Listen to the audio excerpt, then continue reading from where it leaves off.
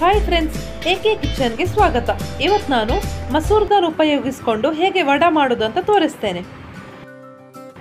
ಮೊದಲಿಗೆ ನಾನಿಲ್ಲಿ 1 ಕಪ್ನಷ್ಟು ಮಸೂರ್ ದಾಲನ್ನು ಅರ್ಧ ಗಂಟೆಯಷ್ಟು ಹೊತ್ತು ನೆನೆ ಹಾಕ್ತಾ ಇದ್ದೇನೆ. ಇದನ್ನು 2 ರಿಂದ 3 ಬಾರಿ ಚೆನ್ನಾಗಿ ತೊಳೆದು ಇದರ ನೀರನ್ನು ಪೂರ್ತಿ ತೆಗಿಬೇಕು.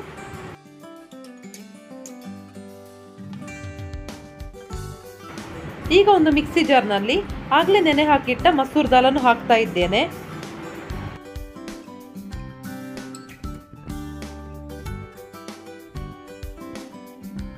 ಇನ್ನು ಇದಕ್ಕೆ 3 ಟೇಬಲ್ ಸ್ಪೂನ್ ಅಷ್ಟು ನೀರುಳ್ಳಿ, 3 ಟೇಬಲ್ ಸ್ಪೂನ್ ಅಷ್ಟು ಗ್ರೇಟ್ ಮಾಡಿದ ಕ್ಯಾರೆಟ್, 1 ಟೇಬಲ್ ಸ್ಪೂನ್ ಅಷ್ಟು ಶುಂಠಿ, 3 ರಿಂದ 4 ಎಸಳು ಬೆಳ್ಳುಳ್ಳಿ, 2 ಹಸಿಮೆಣಸು, ಹಾಗೆ 1 ಟೇಬಲ್ ಸ್ಪೂನ್ ಅಷ್ಟು ಕೊತ್ತಂಬರಿ ಸೊಪ್ಪನ್ನು ಕೂಡ ಹಾಕ್ತಾ ಇದ್ದೇನೆ.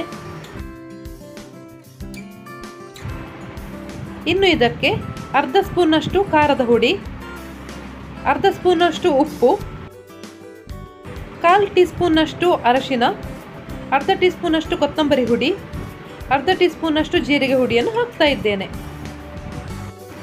ಇದನ್ನೆಲ್ಲ ಹಾಕಿ ಆದ್ಮೇಲೆ ಇದನ್ನು ನೀರು ಹಾಕದೆ ರುಬ್ಬಿಕೊಳ್ಬೇಕು. ಹಿಟ್ಟು ಈ ರೀತಿ ಗಟ್ಟಿಯಾಗಿ ಬರಬೇಕು.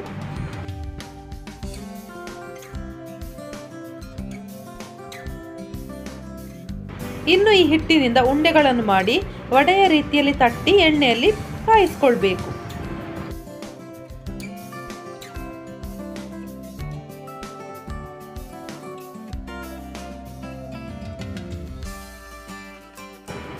ಈಗ ಎಣ್ಣೆ ಬಿಸಿಯಾಗಲಿಕ್ಕೆ ಇಟ್ಟಿದ್ದೇನೆ. ಎಣ್ಣೆ ಬಿಸಿಯಾದಾಗ ಈ ವಡೆಗಳನ್ನು ಫ್ರೈ ಮಾಡಿಕೊಳ್ಳುವ.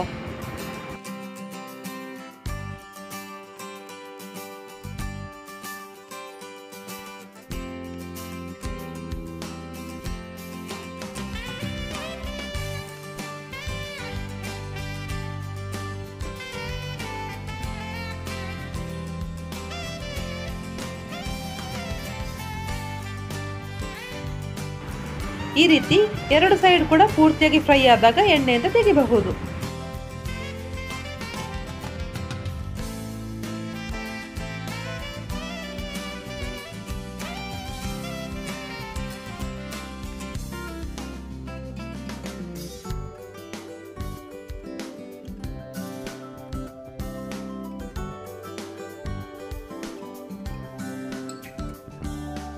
ಸಾಯಂಕಾಲದ ಬಿಸಿ ಬಿಸಿ ಕಾಫಿಯೊಟ್ಟಿಗೆ ಈ ಮಸೂರ್ ದಾಲ್ನ ವಡೆಯನ್ನು ಸರ್ವ್ ಮಾಡಿ.